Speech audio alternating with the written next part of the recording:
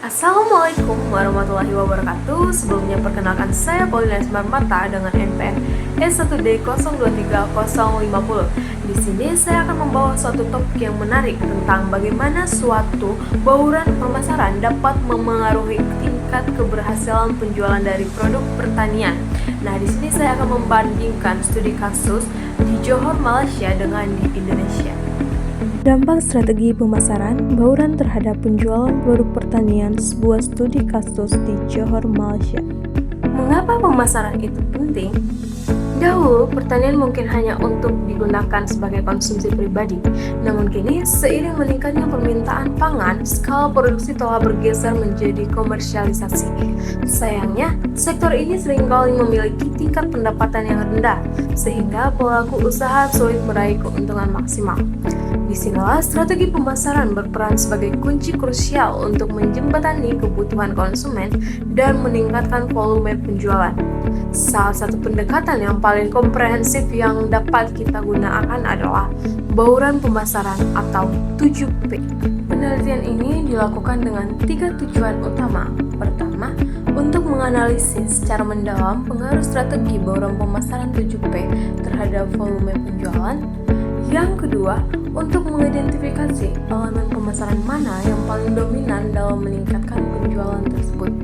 Dan yang ketiga, untuk memberikan rekomendasi strategi yang aplikatif bagi para pelaku usaha pertanian agar lebih berdaya saing. Untuk mendapatkan data yang akurat ini, penelitian ini menggunakan pendekatan kuantitatif. Lokasi dan respondennya itu diperoleh di wilayah pemasaran Johor, Malaysia dengan melibatkan 150 pedagang produk pertanian sebagai responden. Teknik analisis yang digunakan di sini tuh menggunakan analisis regresi linear berganda untuk mengukur sejauh mana variabel-variabel bauran pemasaran tersebut dapat mempengaruhi performa penjualan tahunan. Nah, untuk variabel yang diukur itu sendiri mencakup seluruh spektrum dari 7P tersebut, yaitu produk, price, place, promotion, people, process, dan physical evidence.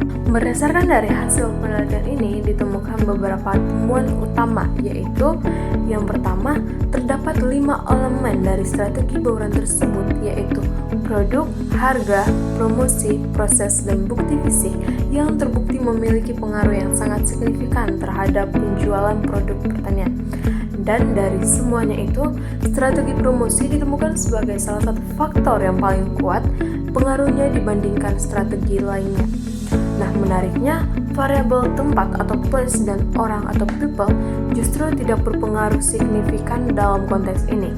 Hal ini menunjukkan bahwa di pasar yang kompetitif, cara kita mengkomunikasikan nilai produk jauh lebih penting daripada sekedar lokasi berjualan. Dalam penelitian di Johor, Malaysia, diketahui bahwa struktur pasar yang teridentifikasi ialah pasar persaingan monopolistik. Dalam teori ekonomi mikro, pasar persaingan monopolistik ditandai oleh banyaknya penjual yang menawarkan produk sejenis, namun masing-masing memiliki diferensiasi tertentu, baik dari segi kualitas, harga, kemasan, maupun strategi promosi. Dalam konteks produk pertanian, diferensiasi dapat berupa tingkat kesegaran produk, standar prestasi, kemasan yang lebih higienis, label kualitas, atau intensitas dari promosi digital. Nah, karakteristik pasar ini menyebabkan persaingan yang tidak hanya berbasis harga atau price competition, tetapi juga berbasis nilai dan persepsi konsumen. Hal ini menjelaskan mengapa strategi bauran dari pemasaran itu menjadi sangat penting. Ketika produk relatif homogen secara fisik, maka elemen pemasaranlah yang menciptakan keunggulan kompetitifnya. Selanjutnya, terdapat beberapa aktor pemasaran yang terlibat dalam sistem ini, meliputi petani sebagai produsen utama komoditas, pedagang pengumpul yang berfungsi sebagai intermediari awal distribusi, pengecer sebagai pelaku yang berinteraksi langsung dengan konsumen, dan konsumen akhir sebagai penentu akhir permintaan pasar. Lanjut ke dalam saluran pemasaran dan alur distribusi produk. Sebelumnya, saluran pemasaran itu merupakan jalur yang dilalui produk sejak diproduksi hingga sampai ke tangan konsumen akhir. Di dalam penelitian ini, Teridentifikasi terdapat 3 pola utama saluran, yaitu yang pertama ada saluran langsung, di mana terdiri dari produsen ke pengecer, kemudian ke konsumen. Yang kedua ada saluran tidak langsung, dari produsen kepada pedagang pengumpul, kemudian kepada pengecer dan ke konsumen. Dan yang ketiga dari saluran digital, yaitu dialirkan dari produsen ke marketplace digital dan juga ke konsumen. Nah, secara teoritis, semakin panjang saluran distribusi, maka semakin besar biaya transaksi dan margin yang terdistribusi kepada setiap perantara. Namun, saluran yang lebih panjang terkadang memberikan efisiensi dalam hal volume distribusi maupun jangkauan pasar. Nah, pada era digital, saluran marketplace menjadi inovasi yang sangat penting karena dapat memotong rantai distribusi, dapat meningkatkan margin produsen, dan memperluas akses pasar tanpa batas geografis. Lalu masuk ke dalam fungsi pemasaran yang dominan. Dalam teori pemasaran, fungsi pemasaran dibagi menjadi 3 kategori utama. Yang pertama ada fungsi fisik. Nah, ini meliputi penyimpanan, pengemasan, dan transportasi. Produk pertanian yang bersifat mudah rusak, sehingga fungsi ini sangat menentukan kualitas akhir dari produk. Yang kedua itu ada fungsi pertukaran. Ini meliputi aktivitas jual beli, negosiasi, dan penetapan harga. Dan yang ketiga ada fungsi fasilitatif, meliputi promosi, penyediaan informasi pasar, pelayanan konsumen, dan digital marketing. Nah, dari hasil penelitian menunjukkan bahwa fungsi fasilitatif, khususnya promosi, memiliki pengaruh paling signifikan terhadap peningkatan volume penjualan.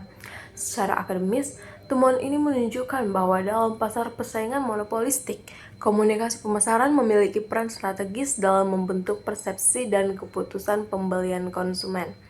Artinya, produk dengan kualitas serupa dapat memiliki volume penjualan berbeda karena perbedaan strategi dari komunikasi tadi. Nah, untuk memperkaya analisis, kita dapat membandingkan kondisi pemasaran di Johor dengan pemasaran tomat di Bengkulu. Di Bengkulu, pasokan tomat berasal dari daerah sentra produksi seperti Rejang Lebong, Kepahyang, dan Kaur. Nah, sistem pemasaran masih didominasi oleh mekanisme tradisional melalui pedagang pengumpul dan pasar tradisional. Nah, harga tomat sangat fluktuatif karena dipengaruhi musim panen dan ketersediaan pasokan harian. Minimnya fasilitas penyimpanan seperti cold storage menyebabkan produk harus segera dijual sehingga petani memiliki daya tawar yang rendah ketika terjadi kelebihan pasokan. Kondisi ini menunjukkan bahwa permasalahan pemasaran tidak hanya bersifat strategi, tetapi juga struktural. Nah, jika dibandingkan, terdapat persamaan antara Johor dan Bengkulu, yaitu posisi tawar petani yang relatif lemah, serta harga yang sangat bergantung pada dinamika pasar harian. Namun, perbedaannya terletak pada dukungan sistem agribisnis. Di Johor, kelembagaan koperasi lebih kuat, infrastruktur logistik lebih memadai, serta pemanfaatan teknologi dan digital marketing lebih berkembang. Sebaliknya, di Bengkulu, produksi masih sangat fluktuatif, infrastrukturnya sangat terbatas, dan akses teknologi pemasaran belum optimal. Perbedaan ini menunjukkan bahwa keberhasilan strategi pemasaran sangat dipengaruhi oleh integrasi antara produksi, distribusi, dan teknologi.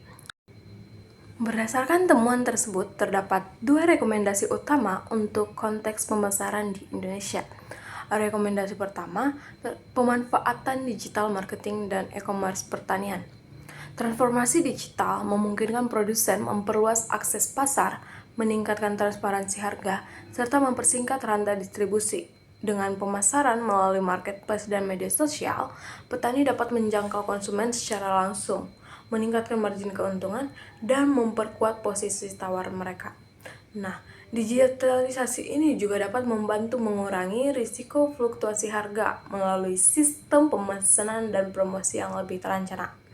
Yang kedua, pemasaran harus berbasis nilai tambah dan juga branding.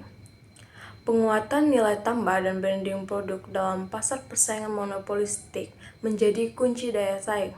Produk pertanian tidak cukup dijual sebagai komoditas mentah, tetapi perlu diberi nilai tambah, baik itu melalui pengemasan modern, standarisasi kualitas, sertifikasi, serta inovasi produk olahan. Branding yang kuat akan membentuk persepsi kualitas, meningkatkan loyalitas konsumen, dan menjaga stabilitas penjualan. Secara keseluruhan, penelitian ini membuktikan bahwa strategi bauran pemasaran berpengaruh signifikan terhadap peningkatan volume penjualan produk pertanian, dengan promosi sebagai faktor paling dominan. Temuan ini menegaskan bahwa keberhasilan dari agribisnis tidak hanya ditentukan oleh produktivitas, tetapi juga oleh efektivitas strategi pemasaran. Oleh karena itu, integrasi antara produksi yang berkualitas, distribusi yang efisien, dan pemasaran yang inovatif menjadi kunci dalam meningkatkan daya saing dan keberlanjutan dari sektor pertanian.